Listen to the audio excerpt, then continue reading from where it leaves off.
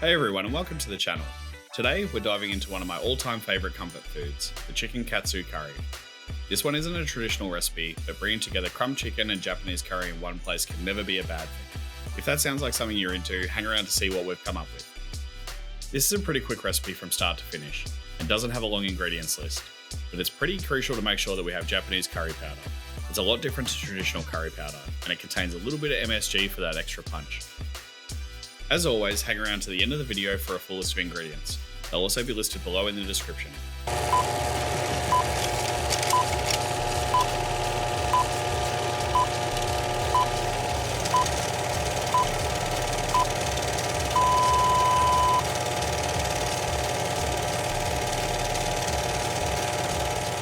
Let's start with the star of the show, the chicken. You'll need a couple of boneless, skinless chicken breasts for this recipe. I'm going to cut this one in half long ways and place between two sheets of greaseproof paper.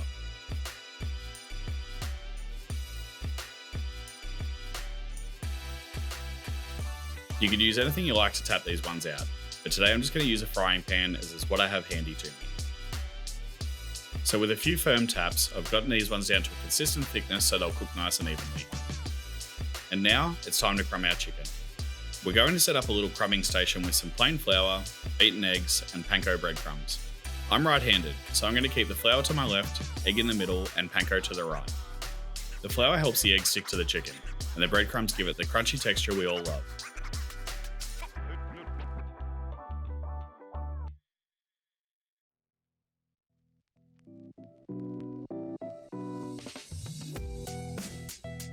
Something that really helps here is trying to keep one hand dry and one wet. Because we're only crumbing two pieces of chicken, it won't really matter. It's still good practice whenever crumbing anything.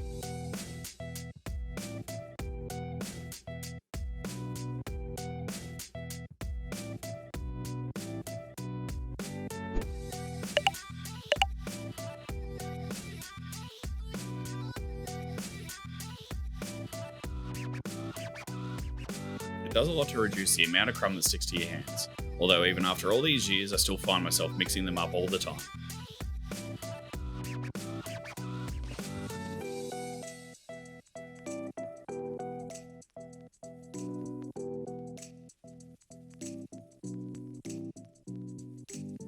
Once our chicken cutlets are crumbed, we're going to pop them aside and get our curry together.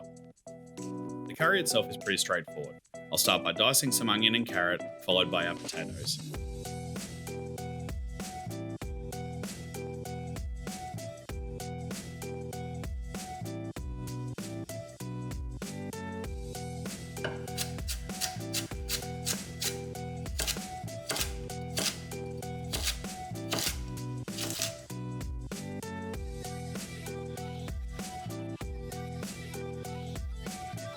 And into a saucepan on medium-low heat we go.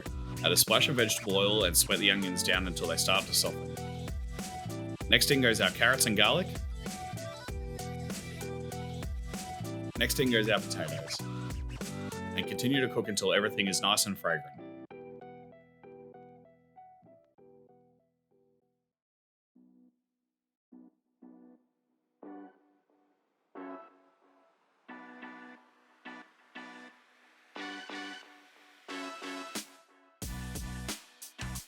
Followed by some flour and curry powder.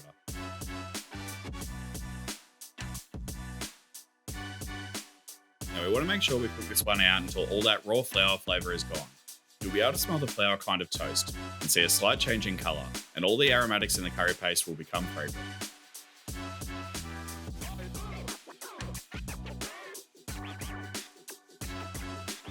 With our flour cooked out, in goes our chicken stock.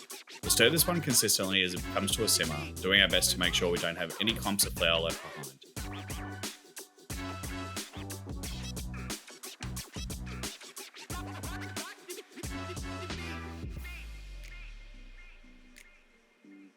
All we need to do it from here is bring it to a simmer and leave it to tick away on low heat until those potatoes are all cooked through and the sauce has reached a consistency we're happy with.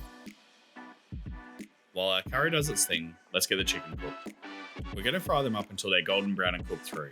I like to use vegetable oil for frying because it has a neutral flavour and a high smoke point, which means it won't burn easily. I'll use quite a lot in here as I'm wanting to make sure they're crispy around all the sides, almost like they're deep fried. So I'll gently place them into the pan, taking care not to splash oil everywhere, and then fry them on one side until I can see them start to brown around the edges.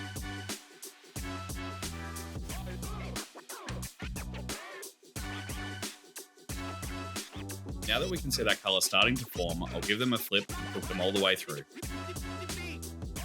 If it feels like your chicken is browned too quickly but isn't cooked through, you can pop these ones over onto an oven tray and pop them in the oven to cook through. But ours are looking pretty ready to go here, so I'll pop it onto a cake rack with some paper towel and leave to cool for a moment.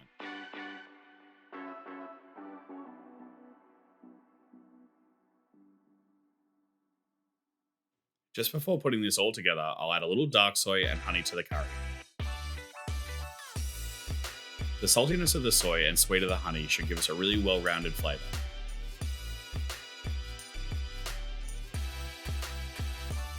Now I know the soy is dark in the curry a lot, but I promise it's not as strong as it looks. You could also use light soy if you prefer a little less dramatic colour change.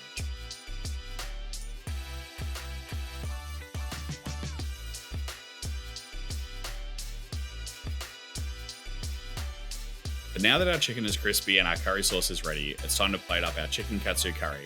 I like to serve it over a bed of steamed rice and garnish it with some chopped spring onions for a pop of colour.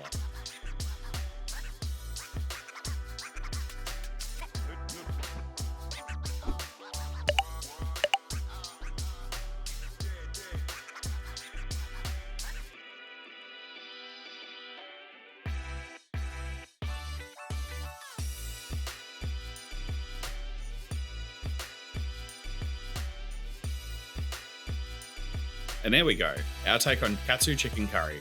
I know it's not the prettiest thing in the world, but it's really tasty, has great depth of flavour and great texture. It's anything but traditional, but what's life without a little experimentation? Thanks for watching the video, everyone. If you liked it, please consider giving the video a like and subscribing to the channel. See you on the next one.